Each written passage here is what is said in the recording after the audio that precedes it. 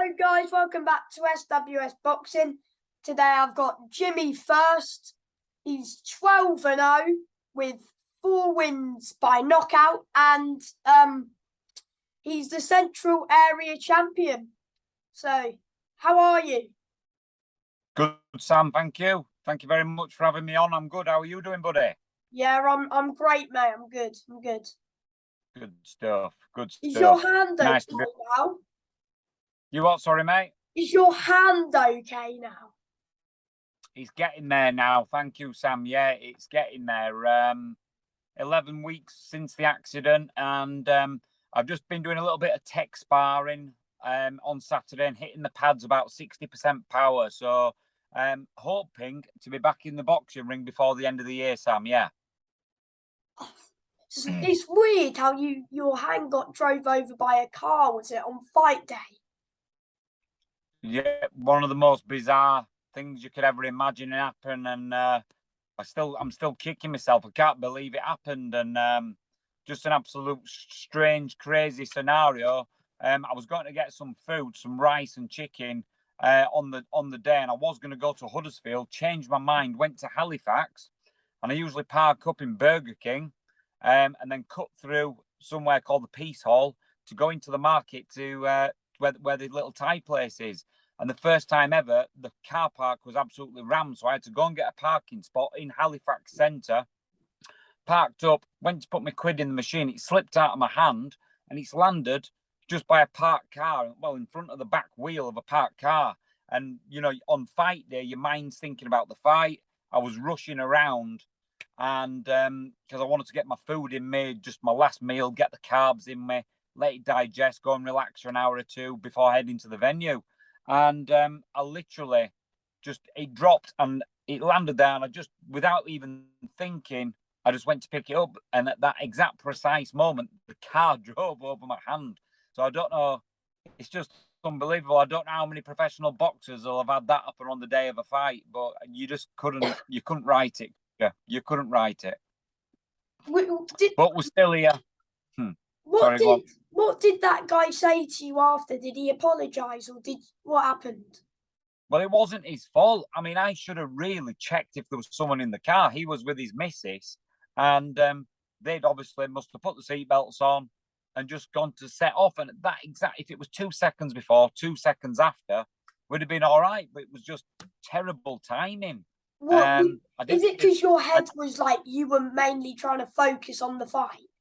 Yeah, and I was just rushing around really, and I was just, it was just instincts. I just went to, get the quid. I had the car keys in my hand, and luckily, actually, the car keys would have taken a lot of the impact out. I only suffered 2 fractures on the actual knuckles, on my finger knuckles, not the actual knuckles, the finger knuckles. But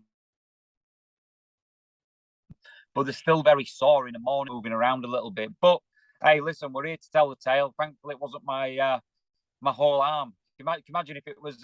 Imagine if I stuck my head under there as well. Do you know what I mean? So, Jesus, us Yorkshire people, man, we're that tight. You know what I mean? If it were a tenner, flipping heck, I'd have dived under it. I'd have dived under a tractor for a tenner. But no, I'm joking around. It's just a crazy thing to happen. Yeah. Is that fight with Reece McMillan going to get rescheduled? Yeah, hopefully, unless I get put forward for the English title. So we'll see what happens. Yeah, maybe Reece McMillan. I know he had a few problems with his medical issues, so we're waiting for him as well. And then there's a few other people. So, the main thing is I'm back at it. I'm in the gym. I'm staying fit, and hope to be fighting by the back end of the year. Yeah. Yeah, because maybe if you defend this title that you've got at the minute, just the once, and then because you want to move quite quickly as you're like I wouldn't say you're old, but you're like old. No, I am old. Sport. Sam, you're right. For boxing, I'm old. I'm very old for boxing, That's why you want to be moving to these big titles like Sam Noakes, the Cheemers and stuff. Yeah, well, that's it exactly. We want to move faster.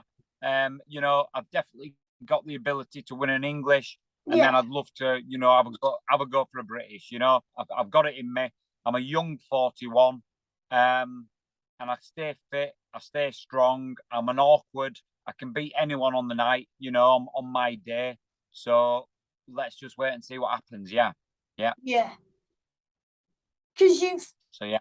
Because when you won the title back in February against another who he was unbeaten, wasn't he? Justin Newell. It was. That's right. He was 13-0 at the time. Yeah. Were you surprised how quickly that you finished him off? I think that punch. A couple of people said, that had knocked a horse out. And we had been working on that. A lot of respect for Justin. But when a punch like that lands on someone, it's hard to recover. That could knock out anyone. Yeah, pretty much that's what a few people said. I got all my weight into it. I distributed the weight well, and my full body was in that one. So yeah, it landed sweet, and it was. I don't think many people, as Sean O'Hagan, Josh Warrington's dad said at ringside, he said no one would have recovered from it. And fair play to him. He got back up on his feet. He tried to, he got back up. He was on unsteady feet, and the referee had to stop it. Yeah, good call. Thankfully, he did. But yeah, it'd have knocked anyone out. That. So I now know that I've got the power to knock out anyone. Yeah. Are you a big ticket seller? Not massive, but I can do a couple of hundred. For the big fights, I'll do a couple of hundred. So for your title fights, do you do big numbers? Say again. So for the title fight that you had against Justin, you would have had like 100 and something people there. Couple of hundred people, I think. That's good. Yeah, just under 200. Yeah, it's a really good. Great support, brilliant people around. So forever grateful and thankful for those people. Do you know what I mean? It's hard for us boxers to do what we do without people coming to support. So yeah. Yeah. What about the fight last year against Brian Phillips? Good fight. Was it tough? Did you need to dig deep for the win? Yeah, it was close. It was a cracking fight. It was a good contest, and I think it was. I don't know about Brian, but we've both been out because of COVID, so I'd not boxed for 18 months or something. And bloody hell, we put on a right performance, and it was a late opponent change as well. I was meant to be fighting Justin Newell on that night, but 2 days before, he had an issue with his medical again. So were you not expecting like a prospect like Brian, as good as his record is? Were you expecting like a journeyman to fill in? Well, no, because I trained for a good hard fight, and to be honest with you, that should have been for a title because it was a belting fight. It was, in fact, that fight got ranked. I think it was it was in the top 10 best fights of 2021. That fight. Yeah, and it should have because it was a great fight. Personally, I thought you won by 2 rounds, but yeah. Yeah, a lot of people said, we thought 2 or 3 rounds to me.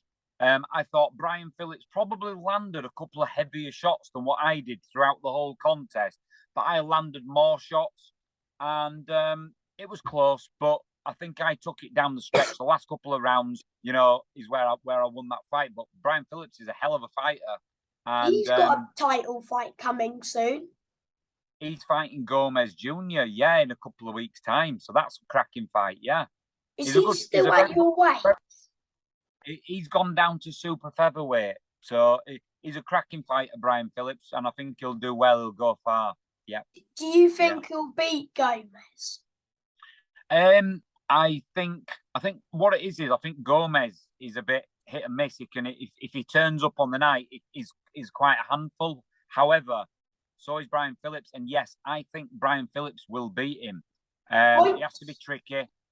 He'll dig in deep. I think he'll win on points, or maybe a late stoppage to the body. Yeah. So did he hit you with a few good body shots? Yeah, body shots. He caught me with a good left hook and stuff. I wouldn't say mega makes, monster power puncher, but an accumulation of shots, and anyone can, if any punch is landed right and the technique's right with them 8-ounce gloves on, anyone can anyone can knock anyone out in this sport. It's that, it's there's hardly any padding on them 8-ounce gloves, is there? No. What about Lee Connolly? Because he's a very, very tough journeyman. He's a great guy. We had a good fight, me and Lee Connolly. Just let you know, I've got 1% on my phone, so if I'd lose you, that's why. And apologies in advance. Yeah. I don't have my charger with me. I'm just out and about. You just caught me whilst I'm out. But Lee Connolly, great guy. We put on a good show. I had a good fight with him. And he did say to me afterwards, and a lot of people, he said, bloody hell, he goes, I underestimated you because of your age. Really put it on him, really. And he had to dig deep. But like he's a top journeyman, isn't he? And he can fight, can Lee. So we had a good fight. Yeah. And my last, and do you want to shout out anyone who's helped you in your career so far? Oh, listen, mate, thank you very much. Yeah, I've got some really good sponsors: Yorkshire Payments, James Howard, MG Locksmiths, Tim Oddy, Harvey Shaw, Shaw Metal Solutions, Good Karma Coffee House down in Brighouse, Home Improvements in Brighouse, KE Stonemasons. I've got some good sponsors, people that have really got behind me, and Pure Travel in Halifax.